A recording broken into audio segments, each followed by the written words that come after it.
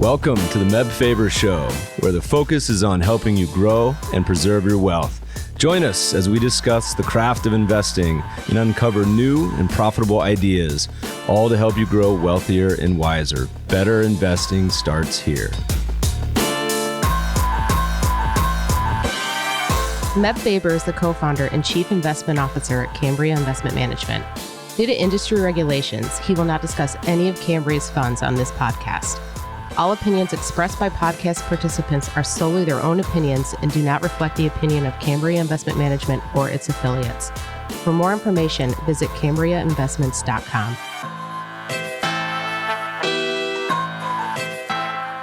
Today's podcast is sponsored by YCharts. YCharts is a web-based investing research platform that I've been subscribing to for years.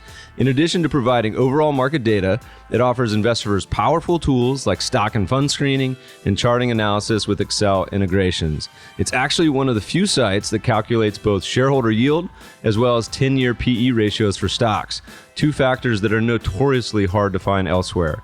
The YCharts platform is fast, easy to use, and comes at a fraction of the price of larger institutional platforms. Plans start at just $200 a month. And if you visit go.ycharts.com/meb, you can access a free trial. And when you do, you'll receive up to $500 off an annual subscription. That's go.ycharts.com/meb. Good afternoon, podcast listeners. We have a very special guest with us today, all the way from the Great White North, Minneapolis. Doug Ramsey, welcome to the show. Thank you, Meb. Thank you for having me. So this is going to be a lot of fun today. A quick intro for a lot of people that may not be familiar. Doug is the CIO of the Leuthold Group. And in addition to CIO and portfolio management duties, writes one of my all-time favorite quant research pieces that comes out once a month with his team. It's called The Green Book. And if you're a quant nerd like me that likes fundamentals and chart porn and technicals and everything else interlaced even with a few jokes, this is like Christmas coming once a month. So I'm really excited. In prep for this interview, much to the dismay of my office mates, I printed out the last 6 months of The Green Book, which they clock in about 80 pages each. So we'll recycle these, listeners, by the way. But the office table in the conference room looks like kind of a beautiful mine with about 50 charts. So, Doug, why don't we get started? Tell us a little bit about your background. I know you kind of went to school in the Midwest, played a little hoops, and how you found yourself at Leuthold, and then a little bit about what you guys do there.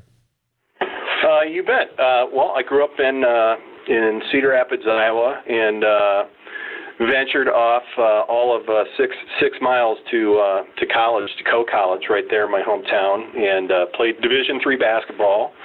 For Division III, we were not scholarship, but I tell you what, it's still it's a big part of my recollection of the college experience, and it was a pretty big share of time for 6 out of the 9 months of the school year. So kept me out of trouble. I think helped me with time management. I got very interested in economics while I was there, and ended up I received a graduate fellowship my senior year. And the fellowship had to be used for a doctoral program of some sort. So, of course, the economics professors at the school were all twisting my arm and those of others to go on and pursue our PhDs in economics. So I got involved with one of those programs at Ohio State. And Ohio State, I guess I had an interest. I had some family history there. My dad and grandfather had gone to school, but they had a very strong macroeconomics department, and that was clearly my interest. But as I went on, it just got incredibly mathematical. Maybe if you go on and study history of economic thought or some of the other, softer disciplines within economics, you actually learn more about the economics. But there's sort of a funny slam on the discipline that economists have developed physics envy. And that's sort of what I learned. I got my master's degree, and actually more or less kind of stumbled into the business. I wasn't looking for a job. I was going to go on in that doctoral program and just, slog my way through the math, but had an opportunity to go to work for a firm that was led by an economist that had more of a top-down, group rotation with some moderate market timing involved back in my hometown. So I got pretty lucky. That was back in 1990. So I was with that firm for 5 years, and then I moved to the big city in Iowa, moved to Des Moines later that decade, where I initially worked on value portfolios, and then sort of what was a big break for me in terms of, what I like to do, more of a macro and quant focus, is I became a tactical asset allocation portfolio manager. And this was Principal Global Investors back in 99, 2000. I was there through about the middle of the decade. And while I was there, developed a number of disciplines, learned a lot, had a lot of time to learn and sort of, run into dead ends on my own, which that's valuable. In this day and age, you come out of school traditionally with your MBA, and if you haven't produced something, a good idea in the first 2 or 3 weeks, the PMs are already mad at you. So, don't underestimate the value of having a little bit of playtime just to let your mind wander and latch on to different things. So I was very appreciative. That was a great experience. And while I was there, I started to talk to the good folks at Leuthold Group. And I had been a Leuthold research client from day one. My firm back in my hometown. That was one of the things waiting for me on my desk on my first day in business in 1990. So I'd followed the research for years, and we just started chatting maybe in, 2002, 2003.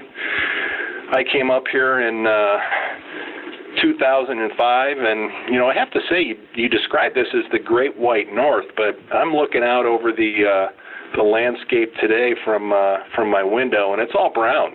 I mean, if this global warming is for real, we're in a pretty good spot in the country. Right. I mean, it was 60 degrees yesterday. I mean, we're going back down in the deep freeze. 12 to 18 inches of snow tomorrow, so it'll be the Great White North again temporarily. But I came up here at a good time with Steve Leuthold and some of the veteran old Green Book contributors still around. Jim Floyd was Steve's sidekick for, had to be 35 years. Andy Engel.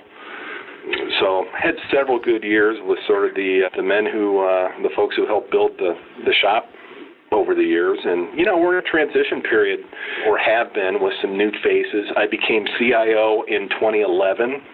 Steve Leuthold officially retired at the end of 12.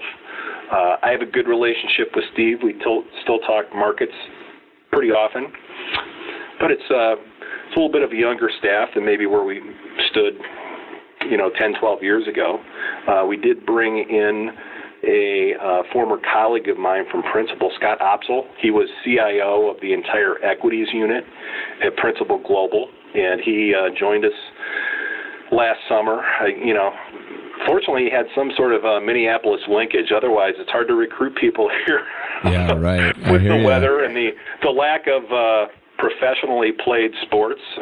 Well, we have a professional sports team. They just don't play at quite the professional level other than the hockey team this year. Our biggest recruiting advantage is we just take people for lunch down by the beach on the first day, and that usually knocks off about 20% off their salary requests. All right, let's start to get into some of the research ideas, because I would love to keep you for about 3 hours, but I know we have limited time. So we stand today in 2017. One of my favorite charts of y'all's is it looks like a starburst. I think I've poached it and used it on my blog before, but it shows the length of Dow markets back to essentially 1900 or so. Yeah. And we are now in the second longest bull market. And as of what's today, mid-February, if we get about one more month, we're going to have the longest Dow bull market of all time. Not the largest, but one of the longest. And so I thought that would be a good segue to start talking about first the U.S. market in general, and then we can go off into a bunch of different tangents, but starting with maybe valuation and the where kind of you guys see where we are in the world today with stocks. Well, that's a good place to start because we'll get the worst news out of the way first by discussing valuations. I'm not one that tries to get creative with the valuation work to make some sort of a long-term valuation or buy and hold argument for stocks. I just can't get there. And we could spend 3 hours on that topic alone, but we look at roughly 30, well, more than that, but in our formal major trend index, we look at about 30 valuation measures with the idea that in any given cycle you might have a distortion in a handful of those measures. That happened with the dividend yield, for example, during the tech bubble. No one, in sharp contrast to today, where dividends of any sort are coveted, you couldn't give away a high-yielding stock in the late 1990s.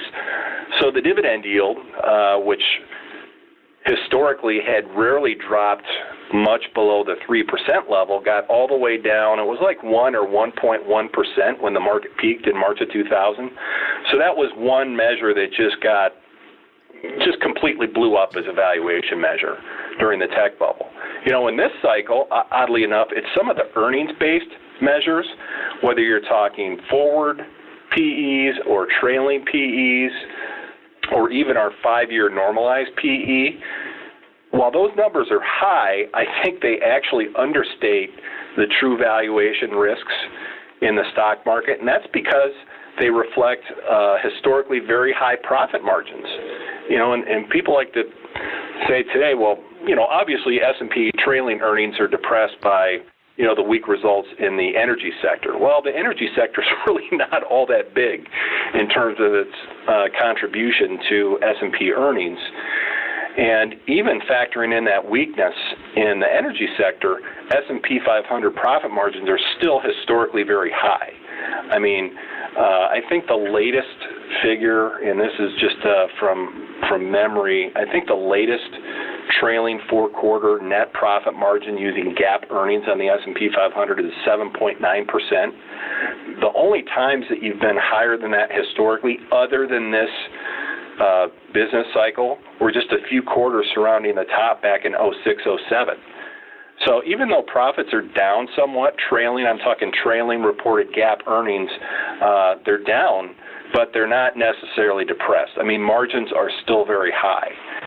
So I think some of these PE numbers are actually, even though they sound high, they understate the market's true overvaluation.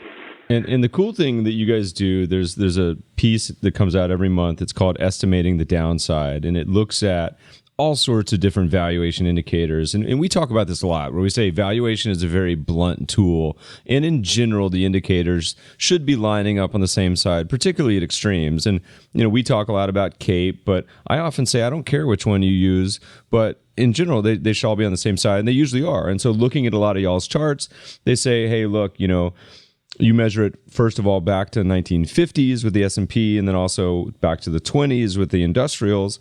And the ballpark is something like, look, if we went back down to normal valuations, maybe it's a quarter, 30% loss. If you went, the cool thing, you guys also split it out in between low inflation periods and high inflation, and the result of these charts, and hopefully, knock on wood, Leuthold will the compliance department will let us post some of these to the blog. We'll see, but it shows a difference where the decline is even much worse when there's high inflationary periods. But across almost no measure does it show that the market is fairly valued or really cheap. Yeah, that's true. And Meb, I don't know, maybe it's a sign of the times that this entire lengthy bull market is finally getting to me. But a couple times now in the last 3-4 months, I've actually run an exercise just for illustration. I want to emphasize that. But speculating, we look at reversion in valuations. What if the market were to revert to median valuations, or what if it were to revert to bottom quartile historical valuations? so I put on my rose-colored glasses and asked, well, what if the S&P 500 were to revert up to all-time high valuation seen on March 24th of 2000? Now, you're picking the single most overvalued day in the history of the stock market and saying, what if we go there again? So, this is highly irresponsible, not something that should be done by listeners at home, but it does imply further upside in the S&P 500 to about 3,400, and we're a little under 2,400 today. So rather than saying, hey, we think there could be that much upside left, I think it's a better illustration of just how insanely overvalued the market was back in March of 2000. But, it would reinforce what we've said in the last several months that, hey, if this market is destined to melt up, there's some further room. And, even if we got a third of the way, between 24 and 3,400, that's significant. And I think that's a really important point, because a lot of people, they tend to get their opinion and the way that they think about markets, whether they're bullish or bearish or whatever it may be, and they don't look to the other possible scenarios, and they don't, the phrase you hear a lot with the news media today is echo chamber, but the bears sit in their echo chamber and just read all the bearish, research all day, and the bulls are the opposite. But to be a thoughtful analyst, you have to at least understand that there's the possibility that markets could go up a lot more. And there's a good chart that you guys have, and it shows. There's potential, of course, that the market could go even higher than the valuations we saw in March of 2000. It's remote, and in our job as portfolio managers is to try to put the odds in our favor. And so in general, the odds say that, yes, its valuation is much more of a headwind. But you touched on a couple more interesting pieces. And one comment is how various markets and bull markets have different flavors, and they're never quite the same. So you mentioned the late 90s, early 2000s was a market cap bubble. And then, in this one, you guys have a great chart where it shows the P/E ratio of the cheapest S&P sector. And then also there's a great chart of small cap to large cap ratios. Maybe you could talk a little bit about just how, each bull market has different characteristics, and kind of what are the ones we're seeing with this one as we're reaching year 9. Sure, I agree with your characterization of that late 90s bull market. It got very lopsided in terms of the overvaluation concentrated in maybe just the top 50 stocks. So if you avoided that bubble, you actually came out really well over the ensuing, 10, 15 years. An astonishing fact that this just happened in the last 4 or 6 weeks. I didn't even know this index existed until recently, but there's a Russell Top 50. It's pulled from the Russell 3000 and the Russell 1000, but there's a Russell Top 50 index that only in the last month or so finally eclipsed the high it made in 2000. That's almost 17 years of going nowhere thanks to the incredible overvaluation. But, the mania, in addition to, those mega cap stocks, was growth. You couldn't pay too much for evidence of growth back then. Whereas the mania in this particular bull market, I think, has been with safety, low volatility, and dividends. Not even necessarily, high dividend yields, but just stocks with predictable records of dividend increases, and that would be the S&P 500 dividend aristocrats. They've done incredibly well. Really since the breakdown of that growth bubble in March of 2000. On a relative basis, they've done well not only during bear markets, but also they've outperformed on the upside during both the 2002 to 2007 and the current bull market up until about the last year. They peaked on a relative basis last July, but I guess the narrative I'd weave along with it is, in the 1990s, we had strong economic growth, and consequently, the interest in the stock market was for companies with evidence of solid top-line growth. And you would pay a virtually infinite PE multiple if you thought that growth was sustainable.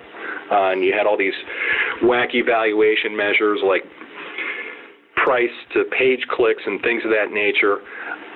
This cycle, on the other hand, has been characterized by fear.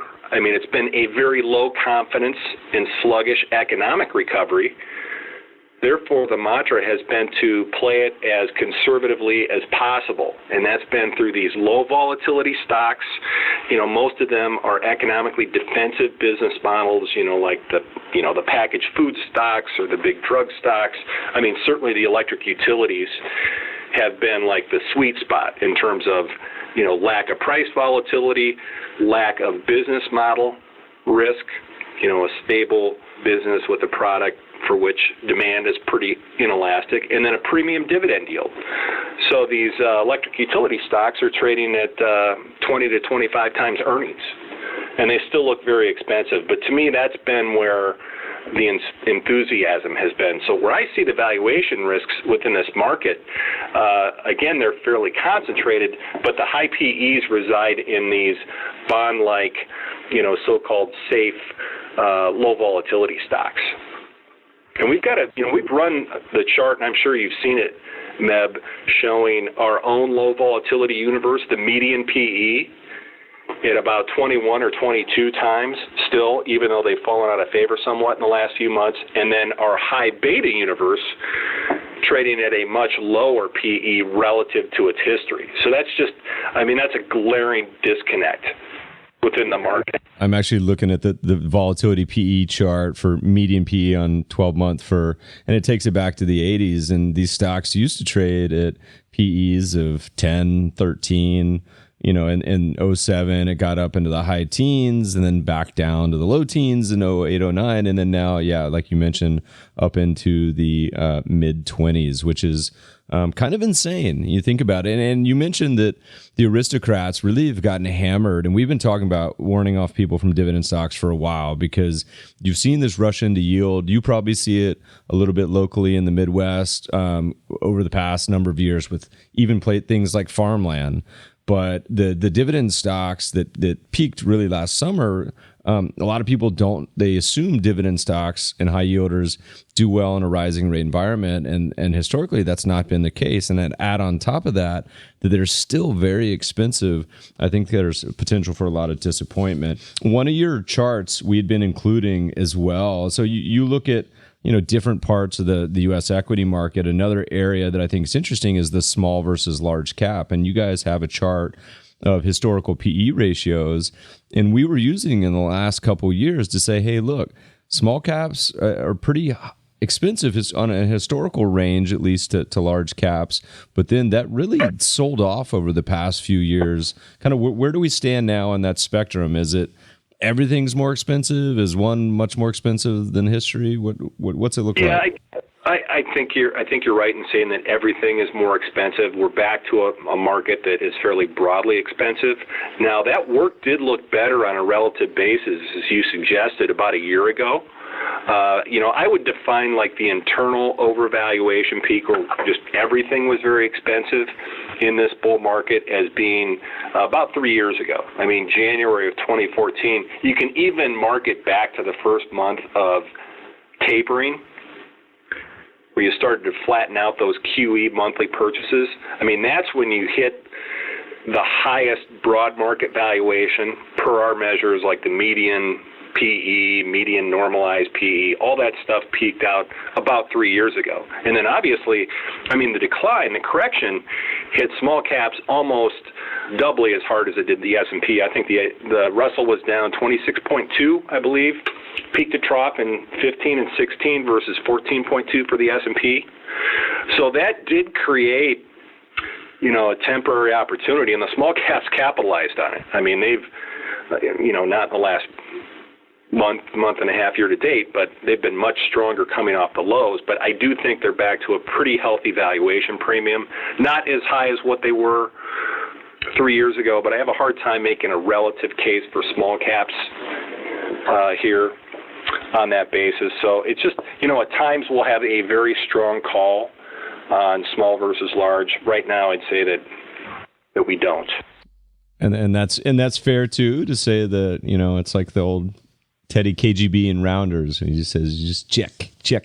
You don't have to play. So, what's interesting is that looking at sentiment. So about a year ago in January, we were talking about AAI sentiment at one of the lowest bullish ever, because the market had started with one of the worst starts to the year in history. And then it's funny what a difference a year makes. I'm looking at y'all's charts from the January and February green books, and you have Investors Intelligence Sentiment Survey hitting extreme optimism, right-X ratio of mutual fund timers, all-time high, Equity Exposure Index, fully invested, Conference Board Stock Market Confidence, 13-year high. And my favorite, which I've never seen before, is a consumer confidence survey that goes back 35 years on, do you intend to take a vacation within the next 6 months?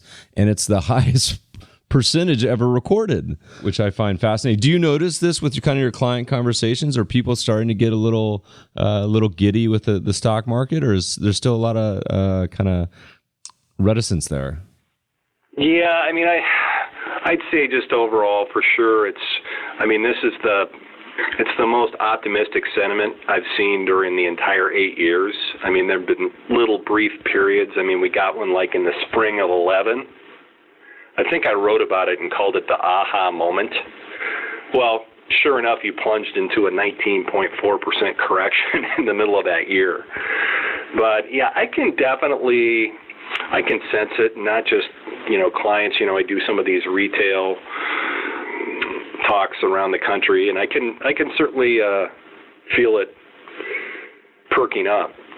So that's troublesome, but there's usually a phase in a bull market where the public is right for a while. It comes in and it's rewarded for a while. It's not like they're an automatic contrary indicator.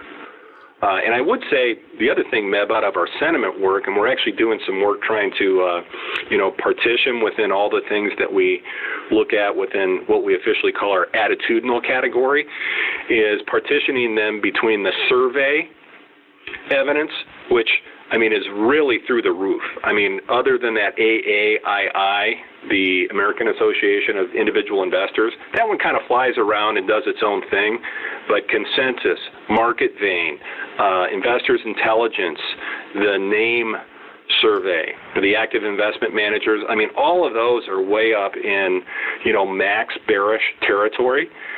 Whereas, other than the right-X ratio that you pointed out, some of the other money flow data that we monitor are not as extreme. In other words, opinions are now getting one-sidedly bullish, but it's not yet been fully acted upon based on what we're seeing in, put-to-call ratios and, some of the insider block selling measures that we monitor. So maybe there's a phase ahead where, hey, they've got all this post-election confidence based on some rhetoric that's been pro-business. It's not all been pro-business, obviously, but people are. It's been a selective filter where the Trump proposals have just been, viewed favorably.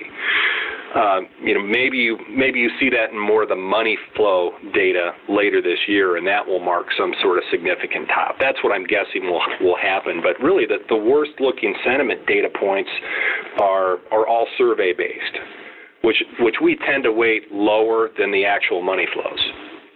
So we don't have quite as an extreme a sentiment reading as I might have guessed, given how far this market's come in the last 12 months.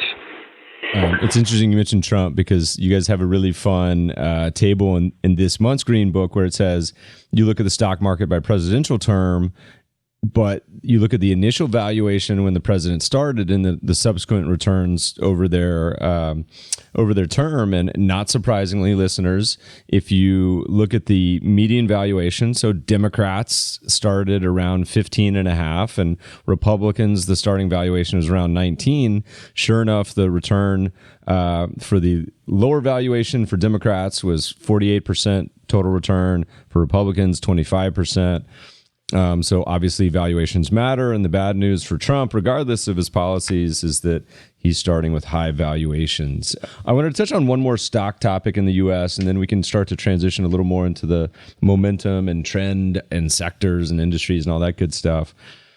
This is from last June, and we talked about this, and we've seen it mentioned elsewhere, where one of the biggest problems with investors indexing is the default. The market is always market cap weighted, which means, listeners, that the largest stock gets the highest weighting. And if you guys remember a few years ago, all this noise about Apple becoming the biggest company in the market, and is Apple going to be the first $1 trillion company and all this stuff. Leuthold has a great piece where they look historically at what happens in the U.S. to equities after they hit, and there's no magical number, but in the U.S. at least, this 4% number has kind of been this line in the sand where you hit that 4% number in the U.S. and it's really, really hard to perform going forward. You want to talk a little bit about market cap weighting and kind of y'all's thoughts about it at all, or this study in particular? Oh, sure. That's just sort of a real thumbnail, one-page summary of work that we've done for decades.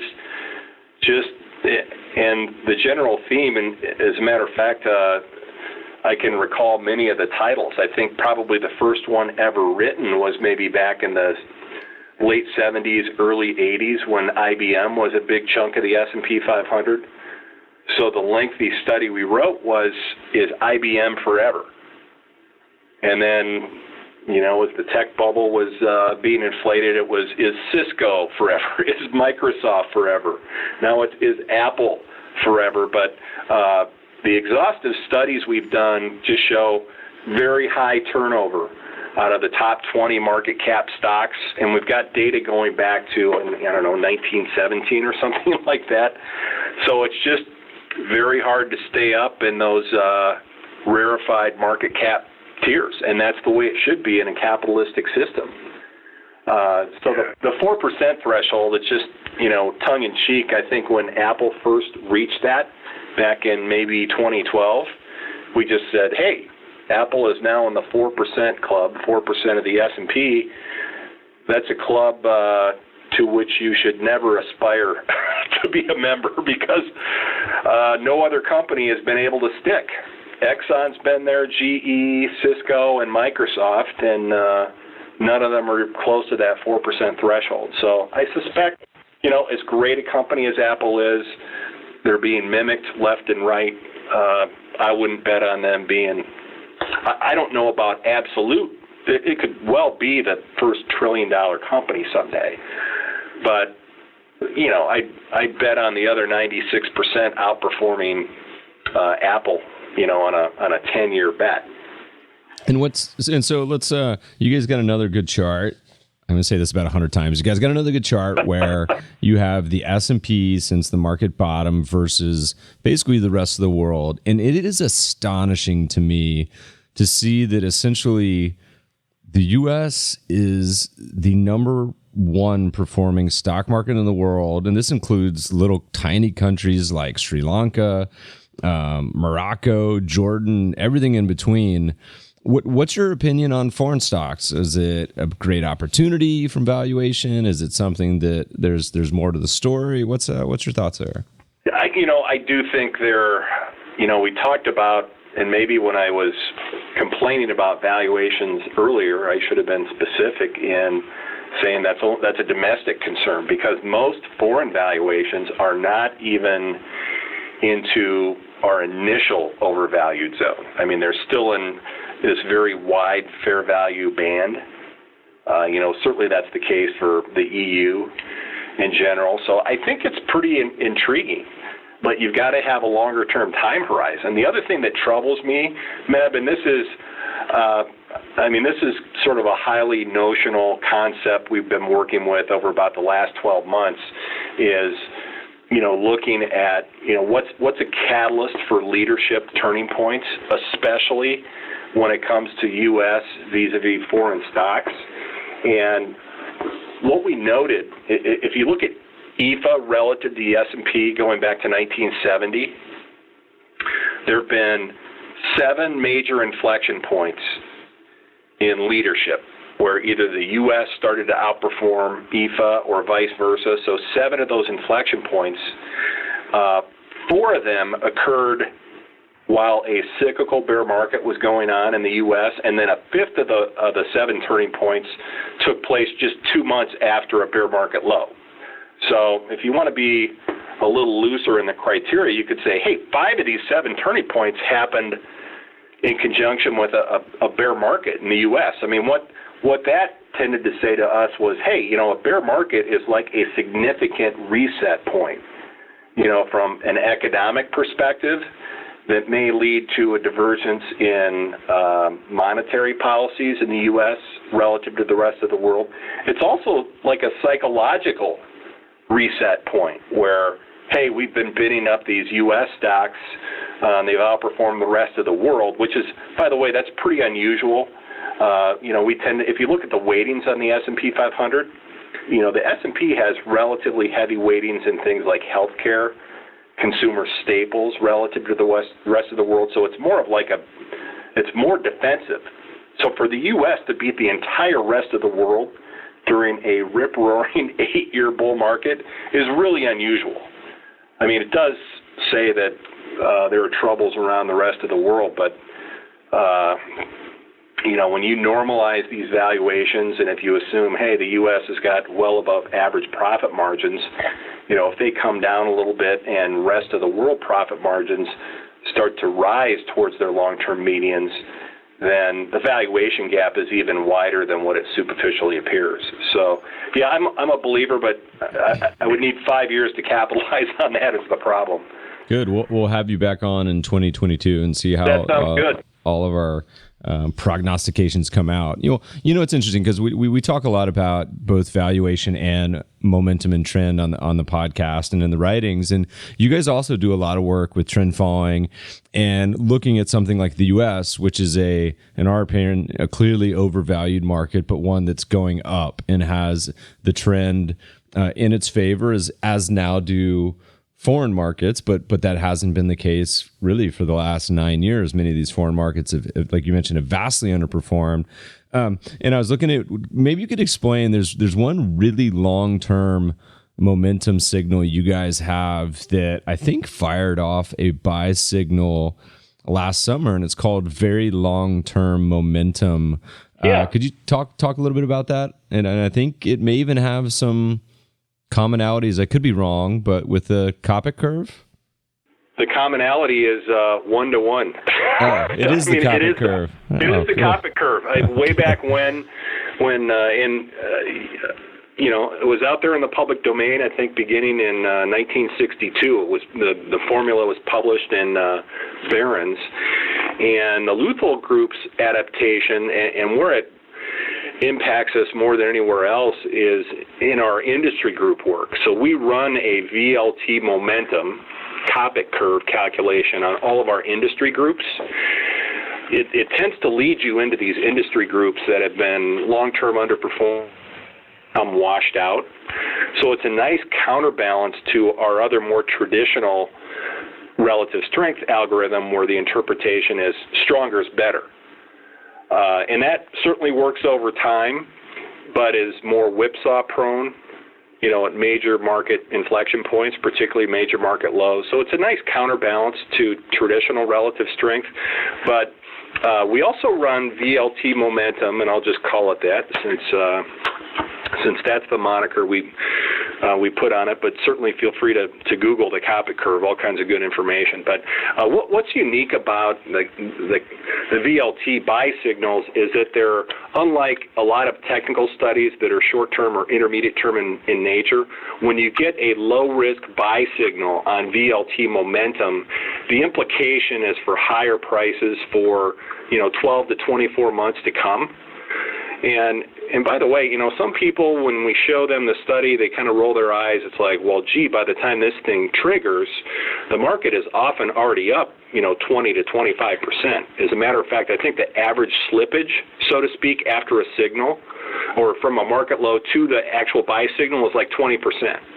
and it was larger last year because the market low was on February 11th. You didn't even get a VLT buy signal until the end of May.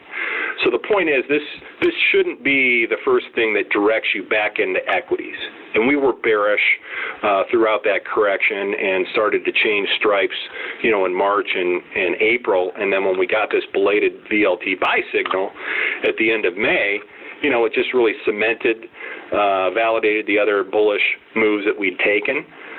So again, you should be acting in advance of VLT, but the value in VLT is it tells you, hey, this could be, more than just another rally leg. It could be something that lasts much longer than you think. And again, that's when I look at valuations, when I look at the length of this cycle, that's a difficult one to stomach. But certainly that signal when we got it first on the S&P at the end of May, and then on the Russell 2000 very belatedly at the end of July, it did force us to be more open-minded, saying that, even though the initial valuations were high when we got the signals, and the economic recovery is already lengthy by historical standards, we just had to say that, look, the market sees something here that it likes on a longer-term basis. So those signals have been good, a bit less powerful than the average historical signal. Not a surprise given the point in the cycle where we got them. But it's a unique tool, and it's the value is historically there have been very few failures. When you get one of these long-term low-risk buy signals, it's a longer-term all clear for the stock market. So we're still operating under that sort of 12 to 24-month lookout period. Well, let's say that there's some investors listening and they say, Meb, Doug, we're going to ignore your valuation. We're bullish. We're romping, stomping bulls, but we want to drill down a little bit. We want to know what are the best sectors and industries. And so you guys have done a lot of historical momentum or relative strength studies. You call it the dreams, the nightmares, the bridesmaids, a lot of fun names, but basically looking at momentum applied to sectors as well as industries, as well as even asset allocation. And so maybe you could talk a little bit about how that works and also what those might be pointing towards today. Well, we certainly use relative strength in our group selection work. And we've got our own proprietary chart scoring algorithm along with VLT.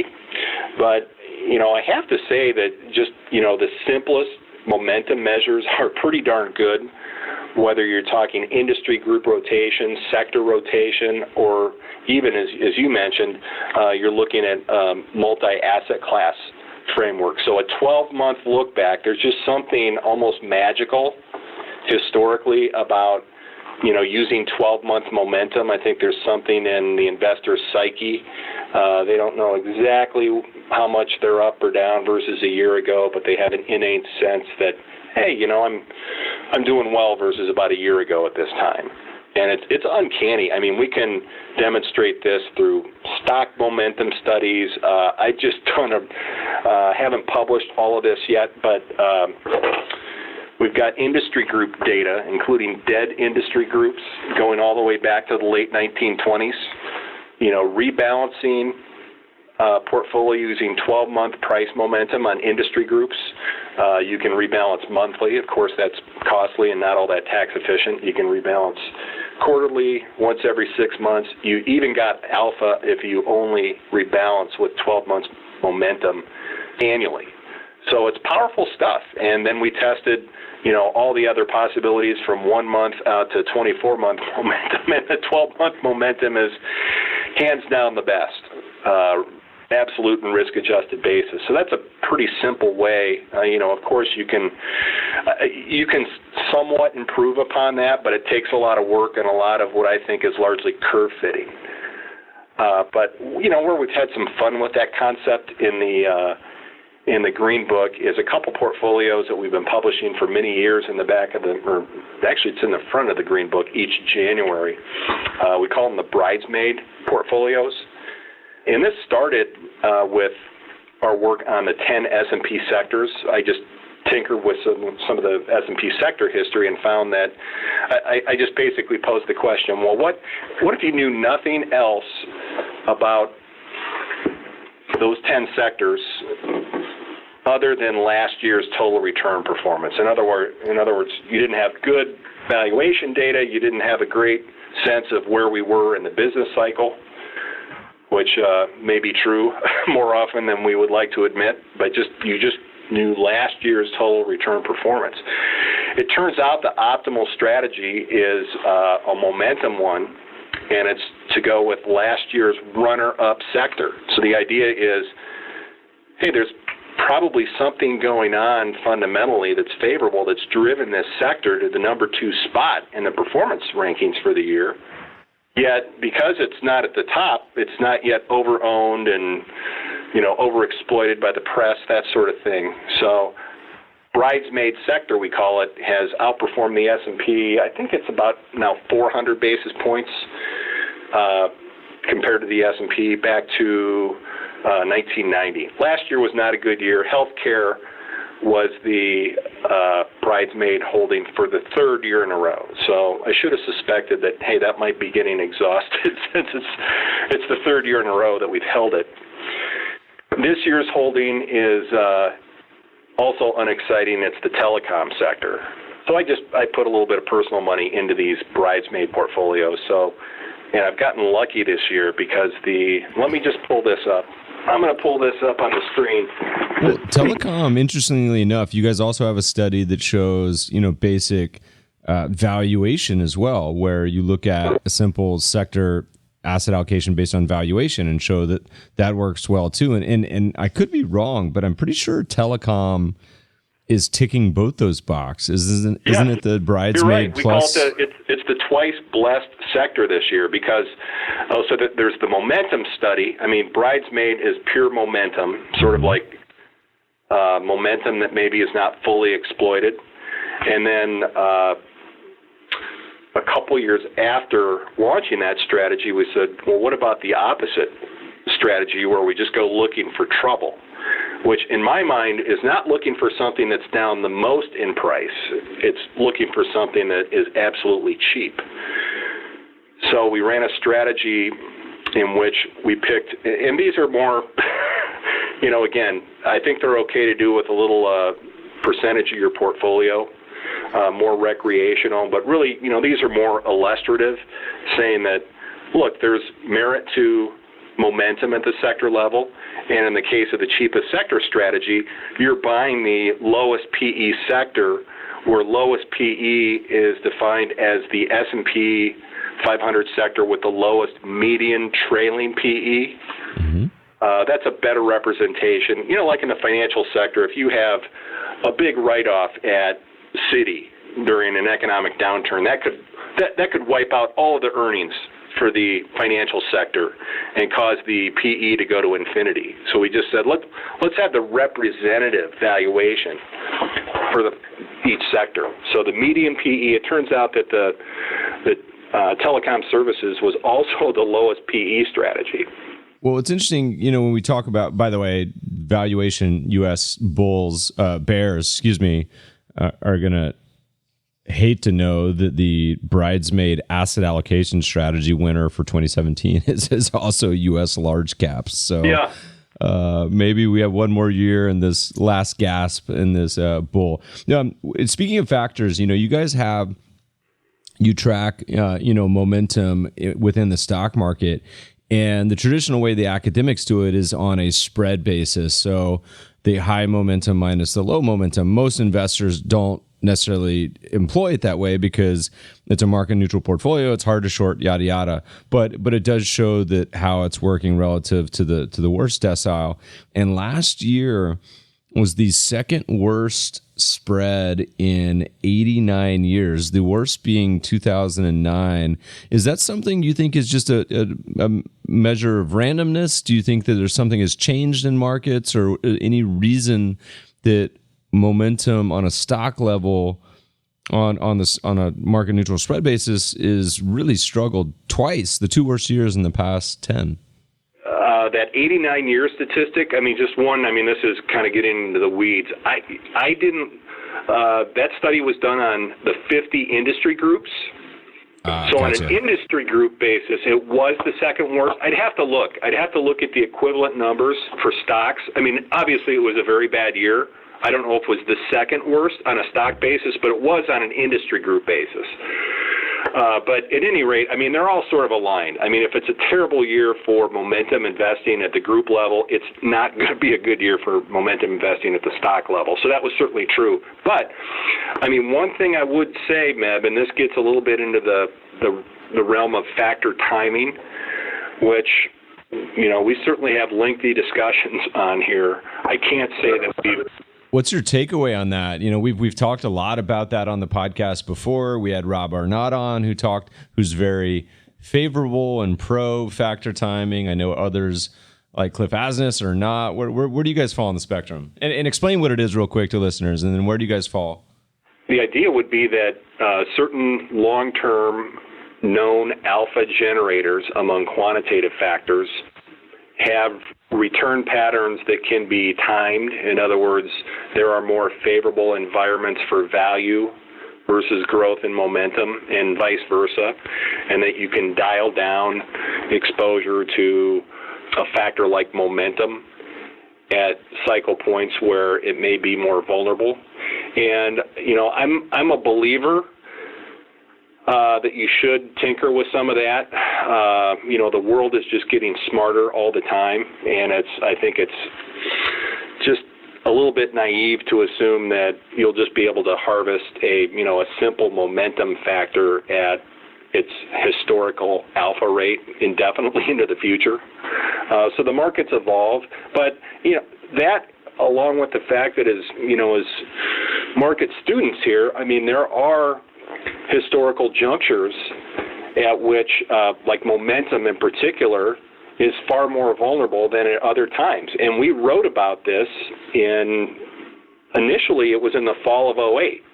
And the phenomenon we were predicting was called the revenge of the nerds. And the notion is that, hey, momentum, hands down, over long periods, high momentum stocks beat low momentum stocks, high momentum groups beat low momentum groups, and again, I'm talking about a 12-month momentum, or you can use the academic form of momentum, which is 10-month momentum as of 2 months ago. You'll see that a lot in the literature, that sort of thing. It really doesn't matter. They're all very good. But where that strategy is the most vulnerable is coming off of a major bear market low. So you have a phenomenon, again, it's the revenge of the nerds, where the optimal strategy, assuming you could time a bear market low, would be to go into what's down the most for the last 12 months. I mean, the low momentum portfolio. Again, that's assuming that you can time a market low. But you don't have to be perfect. Obviously the market was just getting crushed in late 2008, and we just observed, look, the more the market's down, the larger this revenge of the nerds, this anti-momentum or momentum reversal effect is going to be. And that's what happened. It turned out to be one of the largest in history, which stands to reason because the market was down 57% from peak to trough. What was unusual about last year is we had a massive revenge of the nerds effect, again, momentum reversal, that occurred after only a fairly shallow decline in the S&P. Again, it was down 14.2% peak to trough. In no way would we ever define that as a bear market, but the subsequent action in factor land, specifically this violent momentum reversal, where the nerds had their day in the sun, the 12-month losers were the best thing to own.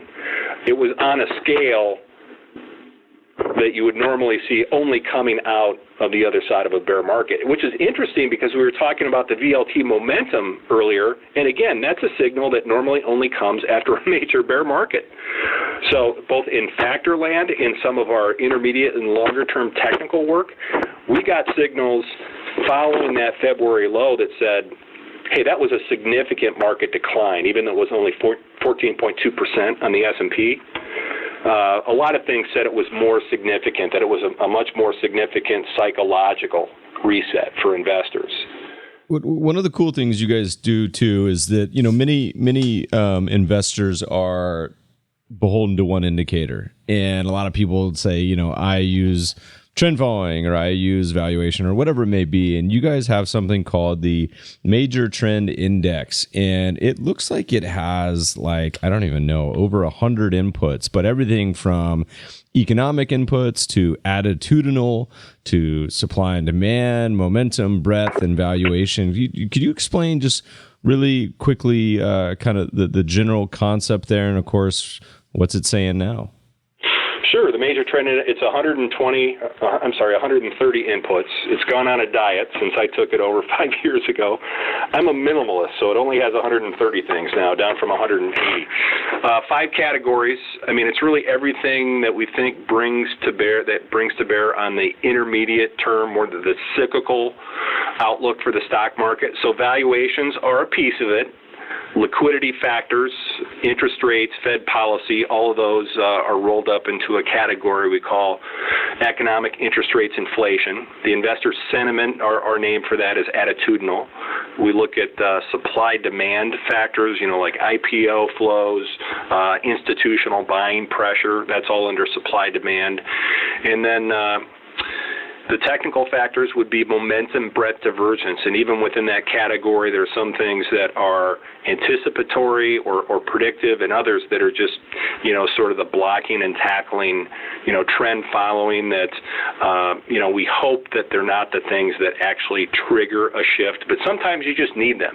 I mean, this forthcoming market top, I got to believe after an 8-year bull market, we should have a fairly lengthy topping process, I would think, where cracks in market breadth, in small caps, in sector leadership, maybe like the transports and the financials.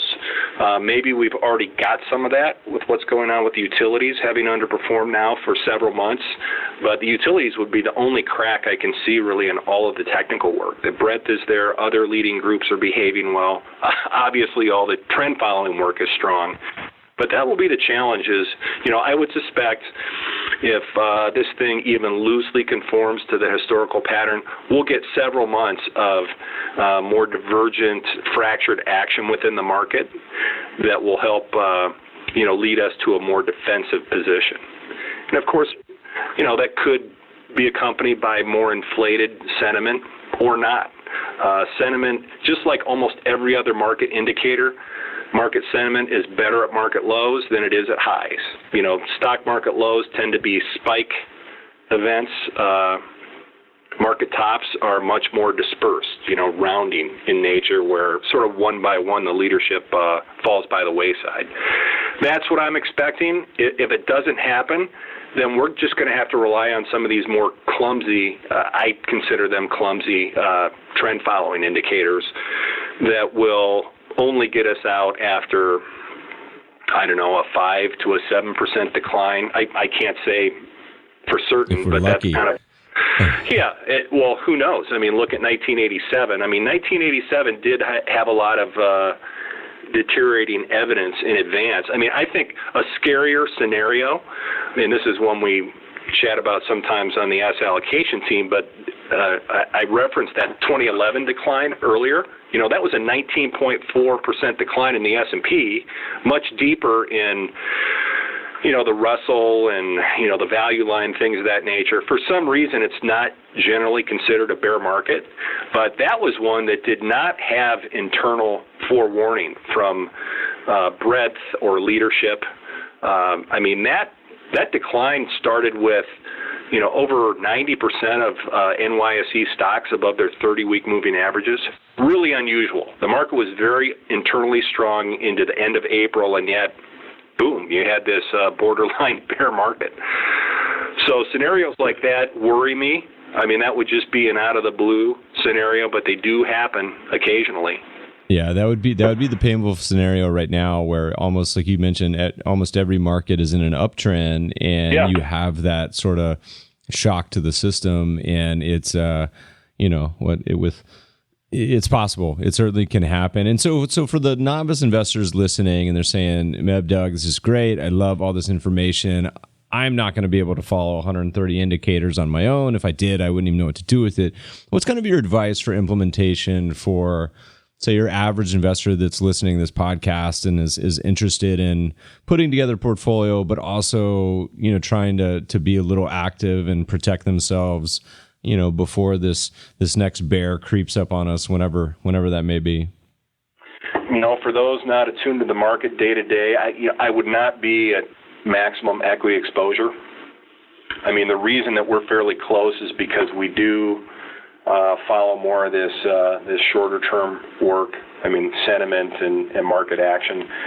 I'd be dialed back somewhat from maximum exposure, and then within whatever your predetermined mix is for domestic versus foreign, I'd have more of an emphasis on foreign and in particular emerging markets, because in a retail setting, with not a lot of flexibility or desire to do large and frequent moves, I'd rely more on valuation, and valuation tells me that I should be lighter than normal on U.S. equities and tilting more towards foreign. Or listeners, you can just go buy a bunch of the Leuthold funds and be done with it in Cambria.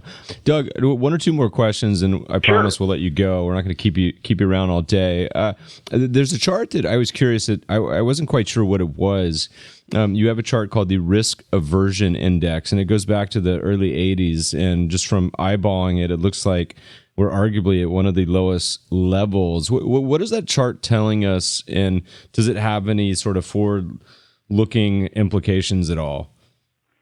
The forward-looking implications are stronger when it's high. In other words, risk aversion is very high. Getting back to what I mentioned about market lows being sort of spike events, whereas market tops can be rounding and you can remain at very low volatility, very low investor risk aversion, like we've had recently. But that risk aversion index was developed by our fixed income guru, Chun Wong. And these risk aversion indices are fairly standard in the quant world. It lines up quite well with our own attitudinal category, and I think the mathematical difference is that what Chun's got with this, he calls it the Risk Aversion Index, RAI. It's range bound, so it's got some nice statistical properties. But he's looking at things like credit spreads, the VIX, relative action between industrial metals and precious metals is sort of an inflation versus growth trade-off. The actual volatility of the market itself. Several factors go into that RAI. It's decent on a trend following basis. We use that as part of a bigger macro model, and just a 3-month moving average, the direction of the 3-month moving average on this risk aversion index it's okay. Again, recognizing that, market lows can be violent, and you can have a very vicious short-term rally in risk assets. So it won't be perfect, but in a longer-term trend context, it's pretty good. But it is highly related to our attitudinal category, where we're using more conventional measures of investor sentiment, like put-to-call ratios, and all those investor sentiment surveys and flows into short funds, things of that nature. It seems like a good time to be buying some cheap hedge insurance at this point. Some long-term puts, perhaps, with low vol, high valuations. I don't know. What's thinking personally? Do you have in your career a most memorable, good or bad, investment or trade that you can think of? We used to ask that question where we said, do you have the most memorable investment? And then ask, what was your worst trade? But for a lot of people, that's the same one. So we're just asking it is most memorable across the board these days. Yeah, I worked on mid and large cap value portfolios in the late 1990s, which was brutal. All these great companies that just the market wanted no part of because their businesses were mundane. That was difficult, but I was convinced the tech bubble was going to burst, and rather than like a short tech fund or a short internet fund, I decided to write some naked calls on eBay. So this is back in 2000. Yeah. So, of course, that was one of the ones that survived the entire bear better than almost everything else. I didn't lose, well, at the time, it was a pretty significant chunk. But, having the general theme right and just blowing it on the individual vehicle, that's one that stands out because everything else was going down in a hurry. And here my eBay calls that I was short were forcing margin calls, so that wasn't fun. That's one that sticks out. The late 90s were great. I mean, I love bubbles. I mean, there's nothing more fun than bubbles. I think people are probably gravitating towards Bitcoin now. I'm not sure, but bubbles create a lot of opportunity on both sides. Doug, it's been awesome. Where can people find more information on you and your writing if they wanted to follow you guys and learn more? Sure, LeutholdGroup.com. Research website, and then LeutholdFunds.com. We've got a family of 5 mutual funds. The bulk of our assets are in tactical strategies, utilizing, the major trend index driving the net equity exposure, and then our long equities are driven by the industry, quantitative industry group work. I've talked a lot about momentum. I mean, that's one piece of it. It's the piece that's easiest to quantify. But we do have a value stock selection model that we pair with the industry group model that's worked out well. And it's been 3-4 years now we've been using this value overlay. So basically, cheap stocks and stronger groups. That's been a good marriage. Helps insulate us when we have a momentum reversal like last year. But those would be the 2 places to go. I love it. Well, look, Doug, thanks so much for chatting with us today. It was a lot of fun. I mean, we have another stack of probably 50 charts that we'll have to reserve for next time, and we'll have you back on in the future. But listeners, thanks for taking the time to listen today. We always welcome feedback and questions for the mailbag at feedback@mebfabershow.com. As a reminder, you can find the show notes and hopefully, fingers crossed, lots of charts from Leuthold at mebfaber.com/podcast. You can subscribe to the show on iTunes. And if you're enjoying the podcast, hey, Jeff requests, please leave a review. Thanks for listening, friends, and good investing. This podcast is sponsored by the Soothe app. We all know how stressful investing in volatile markets can be. That's why I use Soothe. Soothe delivers 5-star certified massage therapists to your home, office, or hotel in as little as an hour. They bring everything you need for a relaxing spa experience without the hassle of traveling to a spa. Podcast listeners can enjoy $30 to their first Soothe massage with the promo code MEB. Just download the Soothe app and insert the code before booking. Happy relaxation.